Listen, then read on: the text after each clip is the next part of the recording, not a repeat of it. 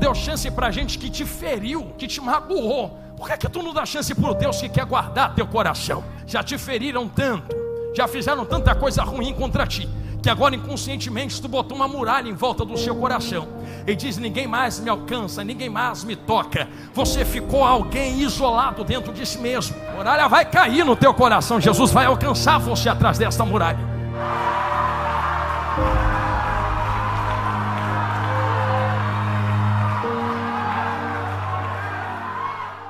Seja um membro do canal. Acesso antecipado aos vídeos, estudos completos, esboços das mensagens e muito mais. Então assim seja feita a vontade de Deus. Salmo de número 124, por favor. Localiza isto na palavra de Deus agora. Assim está escrito na palavra de Deus, igreja que vai morar nos céus. Não fosse o Senhor que estiver ao nosso lado, Israel que o diga, não fosse o Senhor que esteve ao nosso lado, quando os homens se levantaram contra nós, verso 3, eles nos teriam engolido vivos, quando a sua ira se acendeu contra nós. Meus irmãos, estamos diante de um salmo que vai introduzir aos nossos corações uma realidade que todos aqui vivenciam. A realidade da vida cristã, e não somente da vida cristã, por que não dizer de uma vida de todos aqueles que professam Cristo como Salvador, a vida de batalhas, de guerras, de dificuldades, de lutas diárias. Eu fiz questão de que vocês repetissem uns aos outros uma palavra profética de que Deus há de abençoar como já abençoou, porque eu sei que todos nós que estamos aqui esta noite, talvez tenhamos vindo de um dia, uma semana, um mês, talvez um ano passado ou 5 anos para trás, de guerras, batalhas, de lutas terríveis. Quem é que nunca aqui passou luta ou guerra que me atire a primeira pedra enquanto eu monto esse reflexo de introdução? Todos nós temos lutas, guerras, batalhas, porém também conhecemos o Deus ao qual nós servimos. E se tem uma coisa que Deus sempre deixou muito claro dentro da palavra, Ele nunca eximiu e nunca ausentou nenhum daqueles que o servem de lutas, de guerras e batalhas. Muito pelo contrário, eu diria até de altar que quando você aceita Jesus, tu está assinando e comprando guerra para você. Pastor, que isso? Eu saí da minha casa para ouvir isso, mas é uma verdade, mesmo que bruta, violenta, mas é uma verdade. Se você entender que aceitar Cristo é declarar guerra contra o inferno, então eu diria glória a Deus por isso. Eu não quero estar em paz com o inferno, eu quero mesmo é que o capeta esteja com raiva de mim, porque se existe uma guerra travada e precisamos decidir um lado, que seja o lado vencedor, que seja o lado de Jesus, grandão da Galileia. Eu sei que vocês têm guerras e lutas e eu poderia entrar num contexto espiritual, e eu sei que a Bíblia me exprime isso, de que a nossa maior guerra é contra nós mesmos, mas eu não posso me ausentar do pensamento de que também existem guerras contra forças das trevas, forças demoníacas, forças do diabo. Então a nossa principal guerra é contra o nosso eu, mas vencendo o eu, qual é a guerra que vem logo após? Vencendo o meu eu e fazendo a vontade de Deus, a vontade de Cristo na minha vida, qual é a guerra que eu tenho que vencer agora, pastor Jonathan Carlos? Se eu tenho Cristo na vida, eu entendo que agora a minha guerra não é contra mais o meu eu. Se vivo não mais eu e Cristo vive em mim, a minha guerra agora passa a ser para manter aquilo que Cristo construiu em mim. Então logo a guerra é contra aquele que se levanta contra nós. Eu lembro que da outra vez que eu estive aqui, eu falei algo que preciso refletir nesse começo de mensagem. Tanto o inimigo é inimigo da sua alma, que desde o começo ele tentou derrubar vocês. Vocês nem eram nascidos, ele já estava tentando te derrubar. Pastor, quando? Desde o jardim do Éden. Eu entendo que o diabo não é diabo da terra. Se todos são criados, são criaturas de Deus, então logo o diabo também foi criado por Deus. Mas existe um pensamento, e uma vez alguém me questionou: pastor, para que Deus queria sabendo que o diabo vai ser diabo? Eu olhei para aquela pessoa e disse: porque se Deus só criasse quem fosse dar certo, Vaso, tu não estava aqui dando glória agora. Deus queria até quem vai dar errado também, para que todos tenham um senso livre de escolha. Logo o diabo ele se torna o que se tornou, mas não foi programado para ser o que é. Está na Bíblia que quando Deus o criou perfeito. Assim está escrito na palavra de Deus: perfeito eras, até que se achou iniquidade em ti. Então Deus não criou o diabo imperfeito, criou perfeito, para ser alguém que tivesse na presença de Deus, servindo a Deus. Mas quando o diabo deixa o orgulho subir ao seu coração, e ele cai da presença de Deus, não cai sozinho, ele arrasta 1/3 da glória dos céus com ele, e a partir dali começa uma batalha, uma guerra que dura até hoje, perdura até hoje. Vocês vão lembrar que no jardim do Éden, quando Satanás tenta Adão, ele não está tentando destruir só Adão, ele está tentando destruir quem está dando glória para Deus aqui dentro também. Indiretamente está tentando extirpar, acabar com toda a humanidade. Mas quando Adão cai no jardim do Éden, parece-me que o plano havia acabado, que Adão, um projeto divino, havia sucumbido.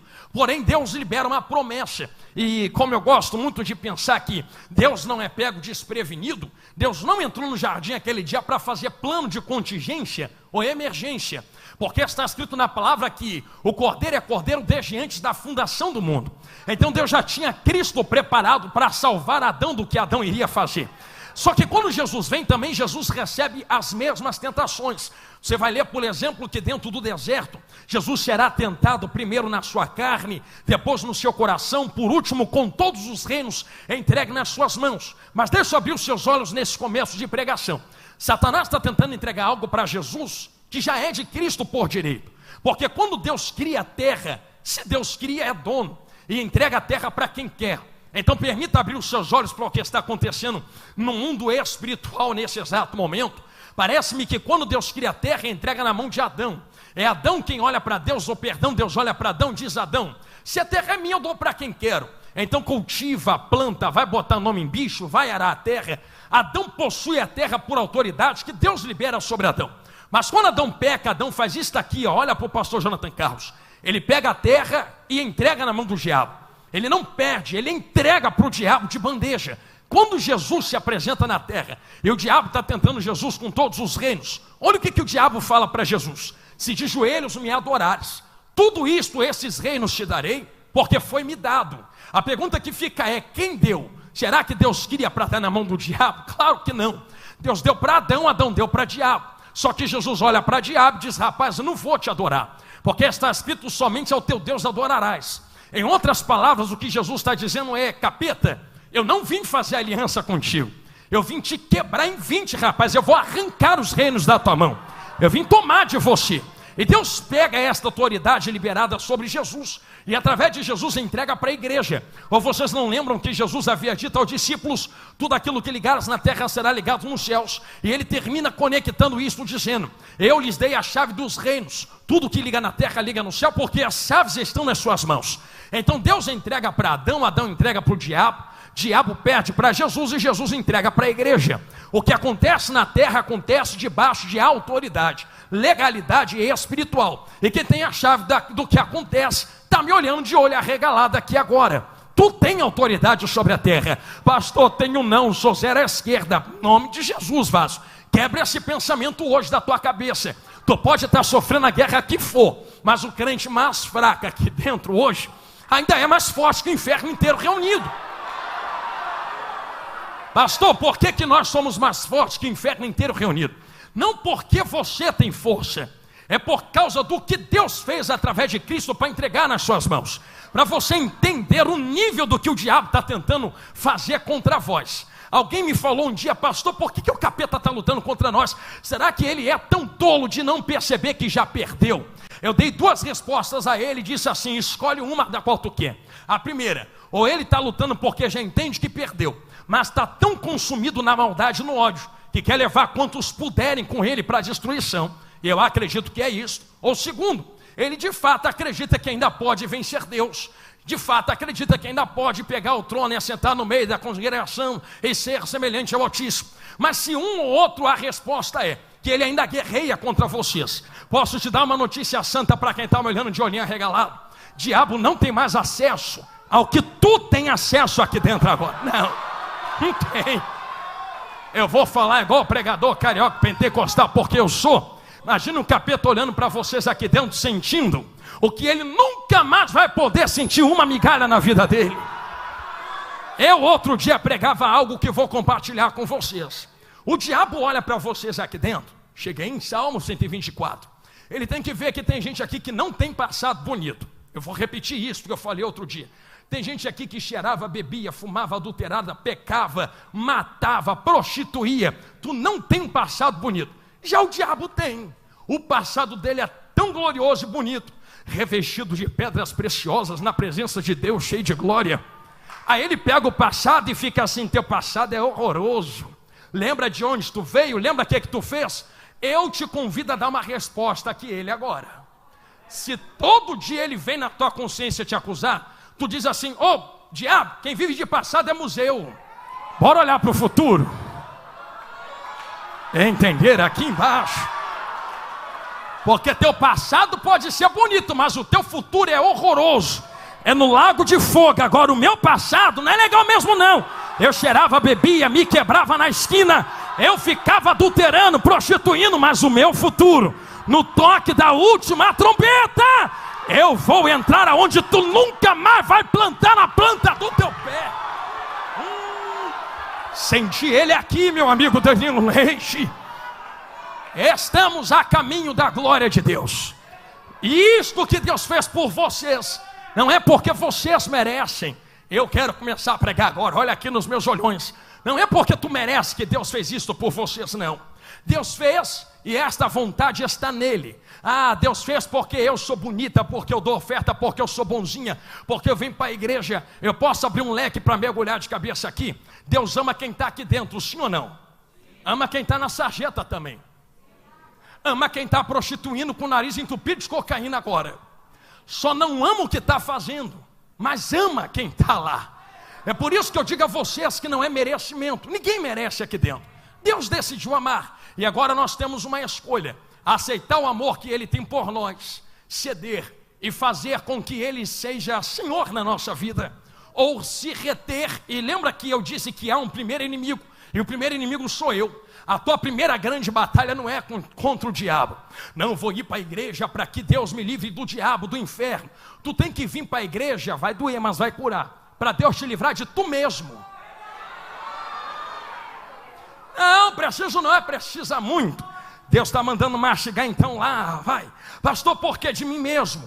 Porque eu posso falar com carinho. Se tu cair na tua mão, Deus te livra. Agora, se você decidir dizer a Deus: eu te rejeito. Deus é tão precioso e amoroso que te respeita como um filho pródigo em Lucas 15. A porta nunca esteve trancada. Quer ir? Vai. Quer ficar na sarjeta? Fica. Mas saiba que tem uma casa de porta aberta te esperando, com um Senhor sentado na mesa. Tem uma vida muito melhor para você do que essa que você leva. Então, pastor, por que tu está dizendo que primeiro eu tenho que derrotar o meu eu? Porque existem muitas vezes muralhas em nossos corações. Eu ministrava algo outro dia e o Espírito Santo me induz a dizer isso. Eu dizia a alguns adolescentes que nós nos precavemos tanto de nos ferir de novo, que inconscientemente nos protegemos de tudo à nossa volta. Já te feriram tanto, já fizeram tanta coisa ruim contra ti, que agora inconscientemente tu botou uma muralha em volta do seu coração e diz: ninguém mais me alcança, ninguém mais me toca. Você ficou alguém isolado dentro de si mesmo. E eu quero profetizar algo sobre a sua vida, que essa muralha vai cair por terra aqui hoje, em nome de Jesus. Eu vou dizer algo que vai te espantar. Tu vai perder hoje. Eu vou, pastor, vai. Quem vai vencer é Jesus. Muralha vai cair no teu coração. Jesus vai alcançar você atrás dessa muralha. Eu digo a vocês que se tanta gente fez tanta coisa ruim, tu deu chance para gente que te feriu, que te magoou. Por que tu não dá chance para o Deus que quer guardar teu coração? É por isso eu digo a vós que o que Deus fez porque ama vocês. E com carinho, enquanto eu conduzo vocês até esta palavra, não tenta entender porque Deus te ama. Ah, por que Deus me ama? Não, irmão, esquece, tu não vai conseguir entender. Sobe para a glória, pergunta para Ele quando chegar lá em cima. Não tem como entender por que Deus olhou para alguém como tu, como eu, e falou: te amo. Por que me ama? Tu sentado no trono do universo, maior do que o próprio universo, vai olhar para um ser pequenininho igual eu e me amar. É o que está na Bíblia. Porém, precisamos localizar vocês dentro desta palavra, montando o contexto por fora para entrar dentro de Salmo 124.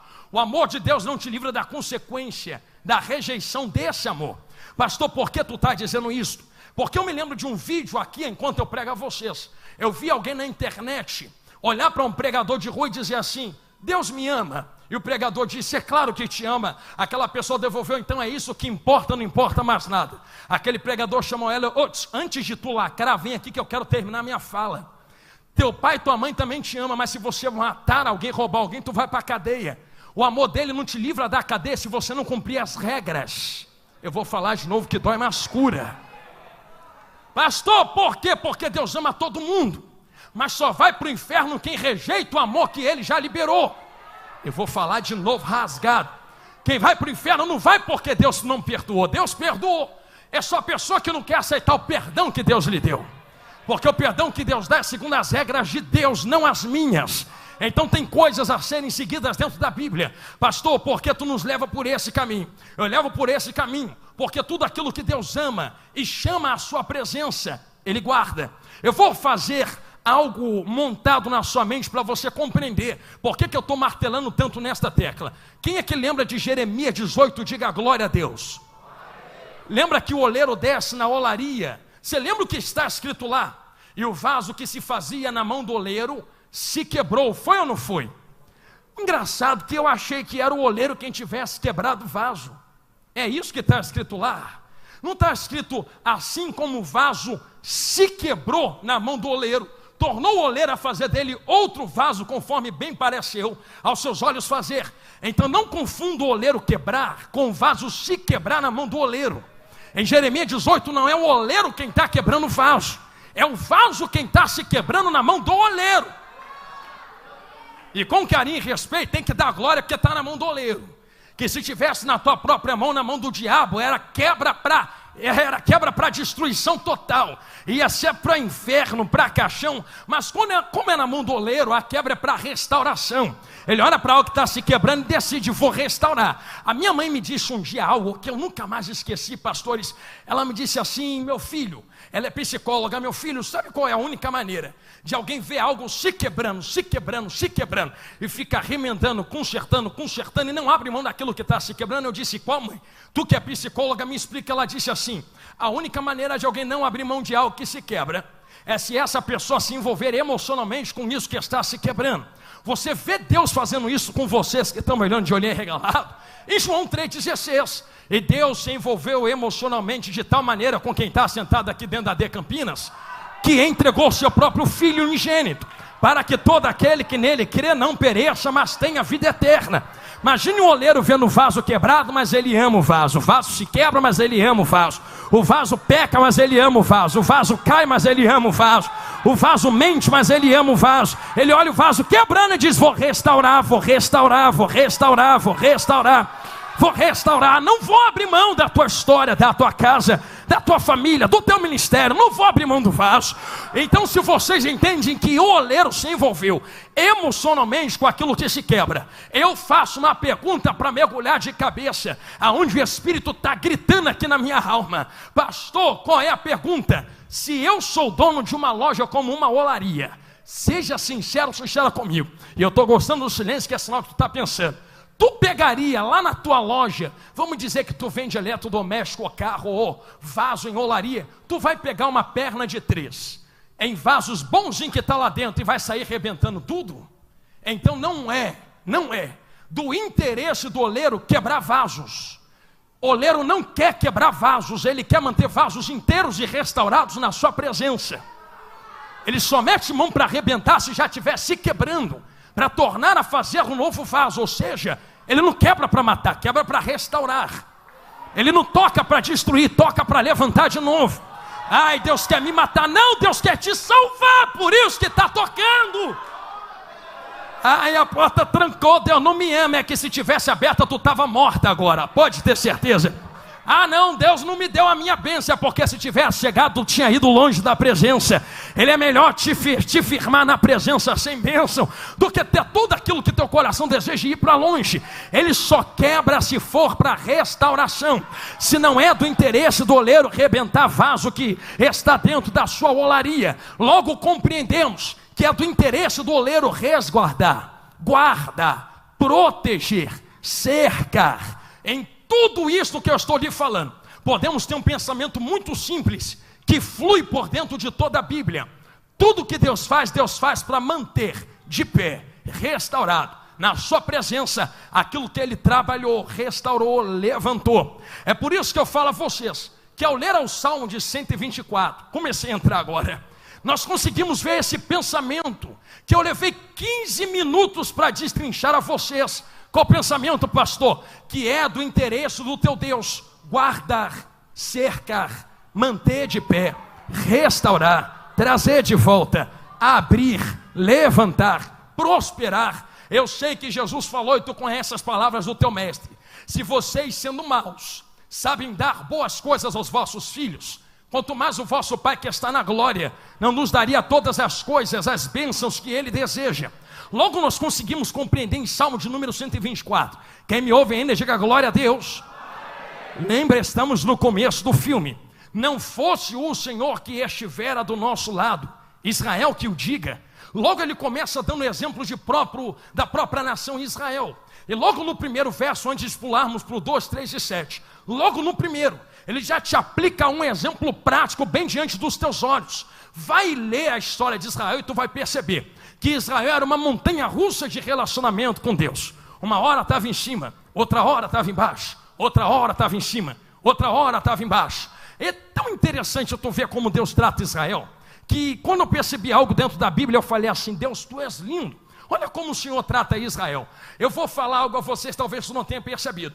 Quando Deus chama Moisés para conversar, quando Israel está com relacionamento em alma santo perfeito, Deus bate no peito e fala: ah, Moisés, o meu povo, que alegra o meu coração, eu tenho prazer de andar com eles no deserto. Mas quando o povo está pecando, destruindo, rebentando, abandonando Deus, relacionamento embaixo, aí Deus olha para Moisés: Moisés, o teu povo, pega eles e leva para lá, que eu não vou no meio desse povo, é o teu povo, não o meu povo. Por que Deus está tratando, quando o povo está pecando é teu povo, e quando o povo está santo é meu povo? Será que Deus é como uma criança que muda de humor? Não. É como Deus que olha dos céus e não reconhece mais aquilo que chamou. Eu sei que vai doer o que eu vou falar, mas vai curar. Pastor, o que é que você está falando? Vou abrir um parênteses dentro desse Salmo 1. Lembra de Salomão? Quando começou, a oração que ele faz a Deus, só vai comendo Bíblia: Senhor, me dê sabedoria.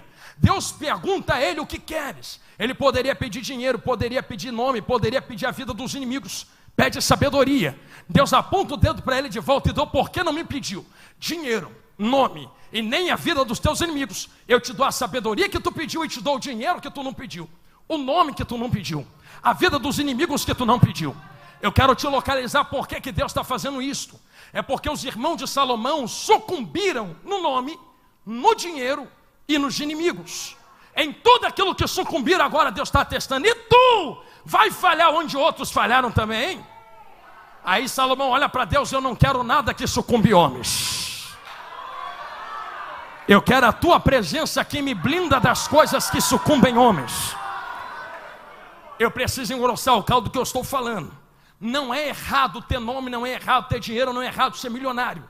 Mas ter isto sem a presença de Deus é um grande gatilho para corromper o próprio coração. Se tu perguntar: pastor, o Senhor quer ser milionário um dia? Eu direi a ti: se isto não corromper o meu coração, eu quero. Agora, se Deus olhar no meu coração e falar: Jonathan, isto vai te corromper, para longe de mim, prefiro ir para a glória pobre, cheio da presença de Deus. É tão difícil abrir mão de dinheiro para estar com Deus. Aí pastor, isto ganhou meu coração. Só mostra que teu Deus é o dinheiro e nunca foi Deus do dinheiro.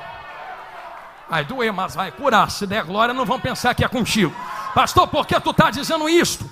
Porque se tu colocar como prioridade no teu coração aquilo que Ele pode lhe dar, e não aquilo que Ele é, tu só está dizendo que o teu Deus é aquilo que Ele está te dando, não quem está dando. É que, pastor, me explica isso mesmo que tu ouviu.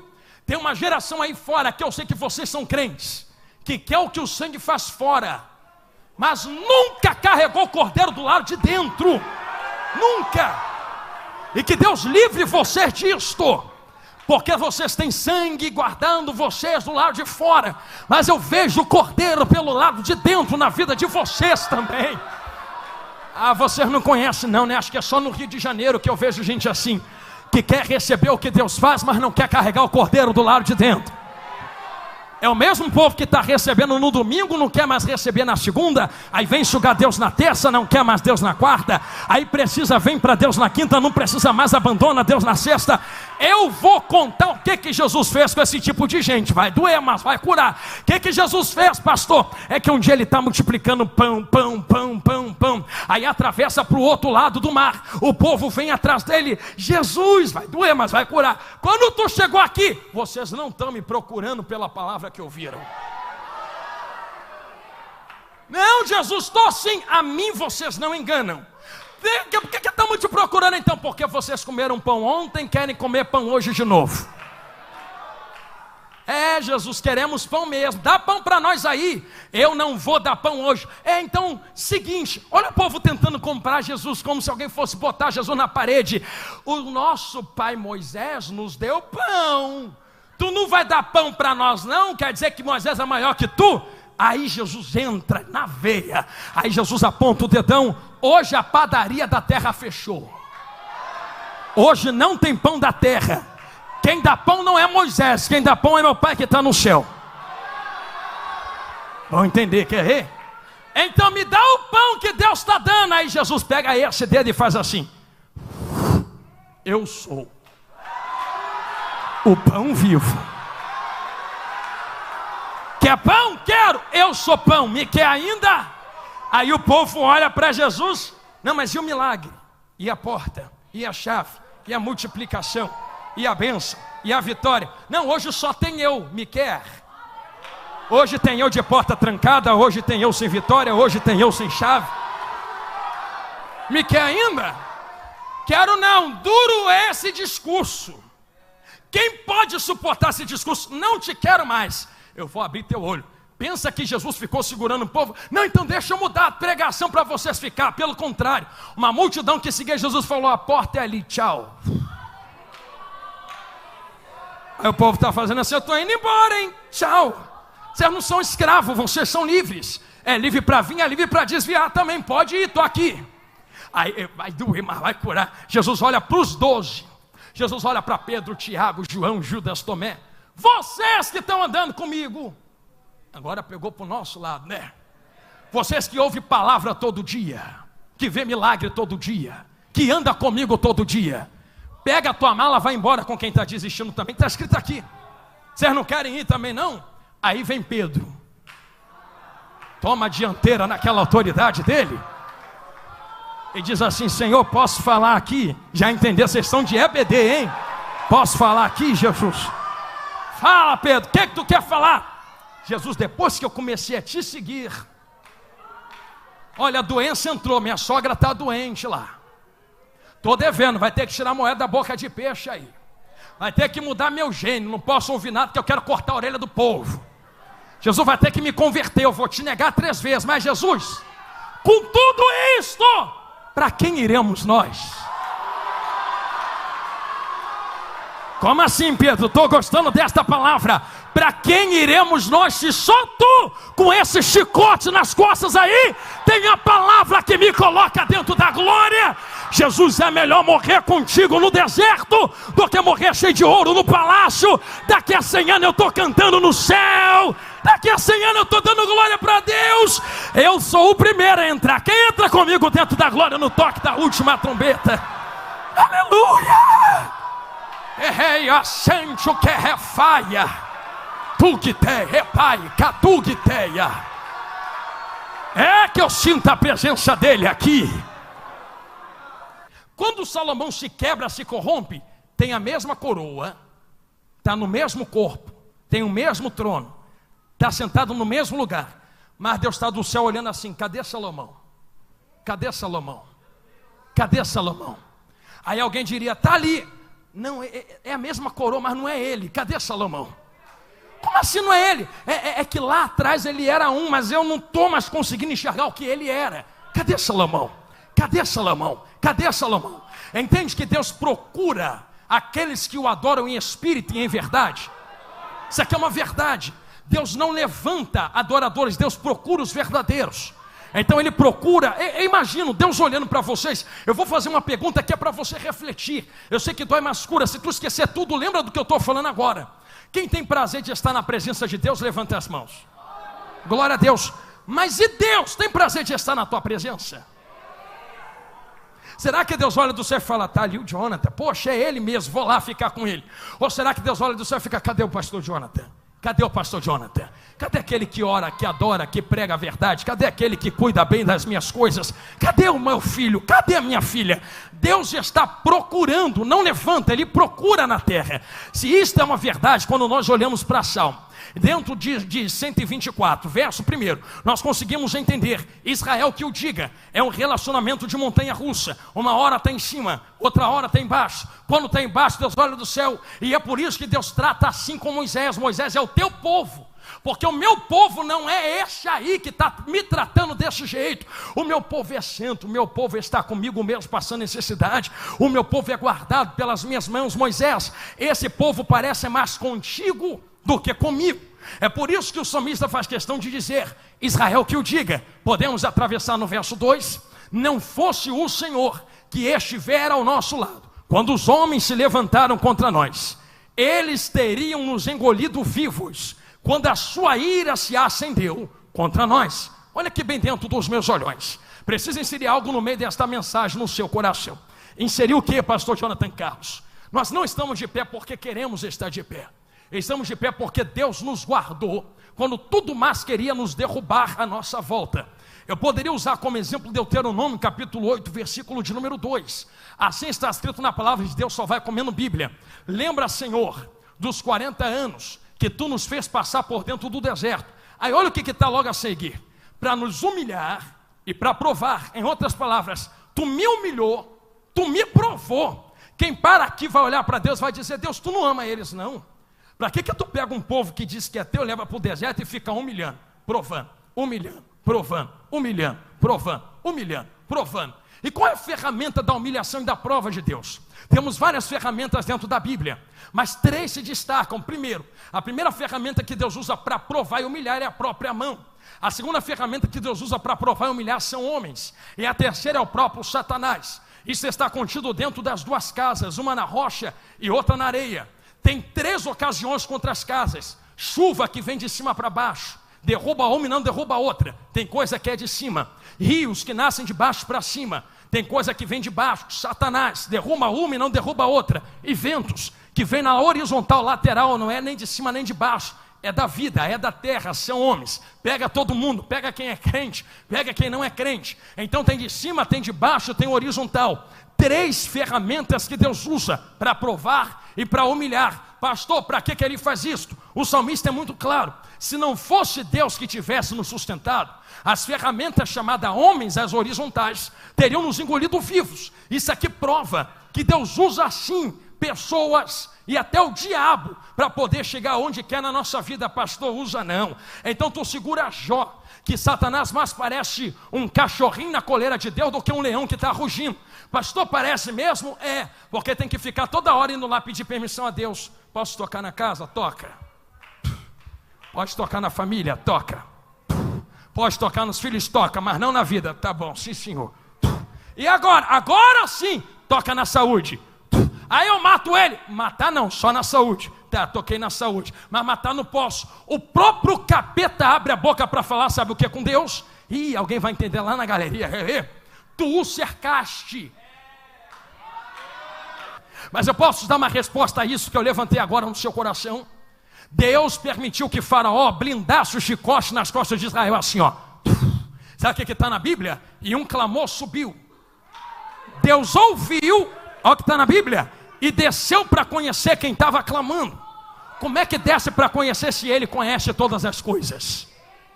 Aí tu começa a entender que conhecer aqui é aumentar nível de relacionamento. Não é na origem, não é no destino, perdão, é na origem. Não é Deus quem tem que conhecê-los. Sempre inverte. É eles quem tem que conhecer o Deus que está na glória. Eu vou dar um exemplo em Adão para vocês entenderem. Quer ver? Deus é onipresente, sim ou não? Está em todos os lugares ao mesmo tempo, sim ou não? Espera aí, se está em todos os lugares, não está no esconderijo de Adão? Se está no esconderijo de Adão, por que fica onde estás? Não está perguntando por que perdeu. Está perguntando por que Adão perdeu ele. Vou falar de novo que o pastor entendeu aqui no altar. Não estou preocupado de arrancar ter glória, eu quero que tu entenda esta palavra. Não é Deus quem está te perdendo. Não é Deus quem está perdendo Israel. Não é Deus quem está perdendo o povo. É o povo quem está perdendo ele.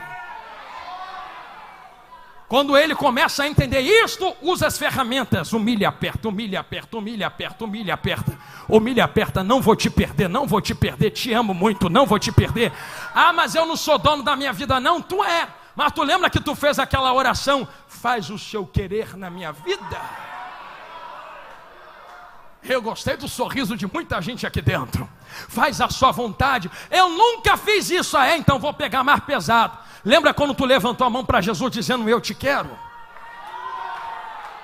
Tu está pensando que ainda manda no teu nariz? Eu vou mostrar na Bíblia quem é que está mandando no teu nariz agora. Duas tempestades dentro da... Estou gostando, glória a Deus, deles aqui.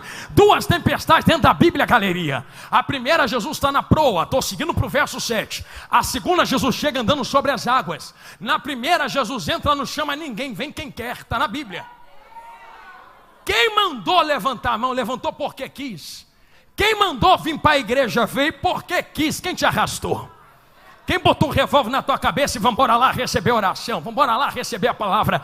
Mas sabe o que acontece na segunda tempestade? E Jesus os compeliu, os ordenou, os impulsionou. Era como se Jesus estivesse apontando o dedo, dizendo assim: não mandei vocês entrar na primeira. Agora que entrou, quem manda sou eu, entra que eu estou mandando. Não quero rejeitar-se antes. Agora quem vive aí não é mais tu. Vivo não mais eu, Cristo vive em mim, lembra? É Ele quem manda no nosso nariz agora. Eu vou falar rasgado que tu vai entender por que tu não consegue desistir. Tu sabe que tem gente aqui dentro que já está querendo desistir há muito tempo, é ou não é? Eu não vou ser tolo porque eu também de vez em quando falo, Deus está difícil. Eu vou parar um pouco, depois eu volto. Aí quando digo vou parar um pouco, queima igual fogo nos meus ossos ao Espírito. Vai logo, rapaz, para de bobeira. Ai, Jesus, por que Deus faz isso, pastor Jonathan Carlos? Ezequiel 37, a gente entra em 124, 7, para ir para o final da pregação. Veio sobre minha mão do Senhor, me levou até um vale que estava cheio de ossos, me deixou, eu gosto disso aqui, e me levou, e me guiou, e andou comigo por dentro do vale. Com carinho, igreja, responde de ti mesmo que eu gosto da glória se tu entender a palavra. Quem colocou no vale não foi Deus? Foi. E quem guiou pelo meio do vale não foi Deus? Deus poderia deixar no vale e dizer assim: anda, não quero. Não quer não? Não. Então morre, tem um outro, vem você, faz o que ela não quer. Deus não faz isso. Deus olha para alguém que está travado no vale porque só faz andar quem está parado. Aí entra a cruz do barco, não quero mais. Aí Deus olha do céu, mas eu te amo, vai andar. Ando não, quer ver como é que vai andar? E me fez andar, e me fez andar, e me fez andar, e me fez andar, e me arrastou, e me ordenou. Só porque eles deram glória aqui, eu vou falar olhando para a direita agora. Eu sei que tem gente aqui que talvez um dia lavando a louça na beira da pia falou: eu vou parar. Está falando isso há 5 anos e ainda está aqui dando glória. Tem gente que vai dirigir no carro, não é? Hoje eu me mato. Está falando isso há 10 anos e ainda está aqui dando glória. Hoje eu desvio. Está falando isso há 15 anos e ainda está aqui dando glória. É porque quando tu disse eu vou parar, Ele disse escolhesse antes, agora sou eu quem mando. E me fez andar, e me fez andar, e me fez andar. Eu não te pedi isso até agora, mas vou te pedir nesse momento. Só porque tu levantou a mão para dar glória, tu pode pegar na mão de quem está do seu lado aí. Me dê só esta chance, eu estou te pedindo a primeira vez em 30 minutos de pregação. Dá uma balançada santa na mão de quem está do teu lado assim. E diga, tu só está de pé porque Ele te arrasta. Diga, não, tu não vai parar quando tu quiser parar. Pode dizer na cara dele. Diga, tu vai parar quando a última trombeta tocar e tu entrar no portão celestial. Aí tu está autorizado.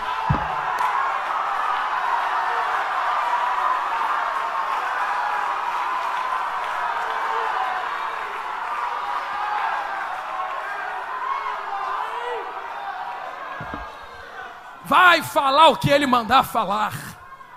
Vai ir aonde Ele mandar tu ir.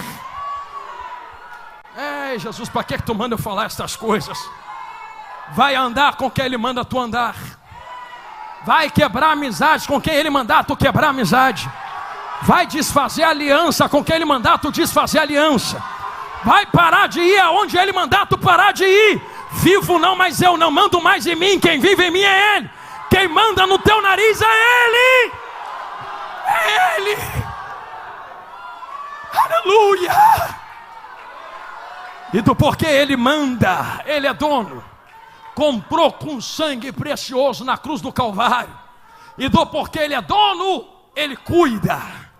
Por isso eu quero conhecer esta noite quem quer aceitar Jesus, ou talvez você que está desviado dos caminhos do Senhor, ou você que está na casa de Deus, mas precisa reatar a aliança. Quanto tempo tu não ora? Quanto tempo você não sente Deus? Chegou o momento de você encontrar Jesus aqui agora. Pastor, eu quero, faço o quê? É só sair correndo do seu lugar e vir correndo aqui à frente agora, que nós queremos abençoar a sua vida. Se você encontrar alguém do seu lado que precisa vir aqui à frente, você pode perguntar a esta pessoa agora, se você quiser. Eu vou lá na frente contigo agora, nesta palavra que o pastor está pregando e falando, que eu creio, é Deus quem está falando contigo. E se você quiser mudar a tua história, a sua vida, saia correndo do seu lugar e vem correndo aqui na frente agora. E se alguém do seu lado precisar, tu arrasta esta pessoa agora. Eu creio, pastor Escali, vem a primeira vida no corredor da igreja. Eu estou esperando a segunda vida se apresentar aqui na frente agora. A segunda vida está chegando no corredor da igreja, e a terceira também. Existe uma 33ª vida a Cristo. Nós oramos agora. Igreja que vai orar por ele, vocês podem estender as mãos assim? Deixa eu lhe ensinar uma coisa para nós orarmos, que é um segredo para receber poder e glória de Deus agora, e receber o operar de Deus na casa de vocês. Ora por eles como nunca oraram antes. Não, pastor, abençoa a nossa vida. Pois é, mas sabe que está escrito em Jó?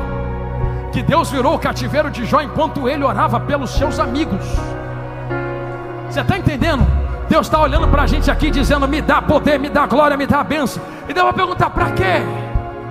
Para que tu quer? Para ficar parado em tu, ou para tu transportar para outros? O segredo de ser renovado, batizado, ter a força em dia, receber a vitória, é tu orar por eles como se fosse vocês aqui na frente agora. Então feche os olhos, igreja, eu lhe convido para a guerra e para a batalha. Ora como se fossem vocês aqui na frente agora. Isto todo de olhos fechados. Pai eterno e de bondade, eu me coloco na tua presença com a tua igreja, porque nós entendemos que tu que estás assentado no trono fez o que era impossível para nos alcançar hoje. Ah, Senhor, o que me esperava era o inferno, o que me esperava era o capeta, mas o laço se quebrou, a tua mão me alcançou e me arrancou do fundo do poço. Senhor, 32 vidas estão no seu altar. Escreve o nome deles no livro da vida. O que passou, passou, ficou para trás. A partir de hoje começa uma nova trajetória. Senhor, eu profetizo sobre eles e sobre a casa deles. O laço quebrou, a muralha caiu, a porta abriu, a maldição recuou, a doença saiu. Enquanto eu oro por eles junto com a tua igreja, Senhor, me dá um sinal que tu estás conosco e começa a derramar a sua glória na nave da igreja.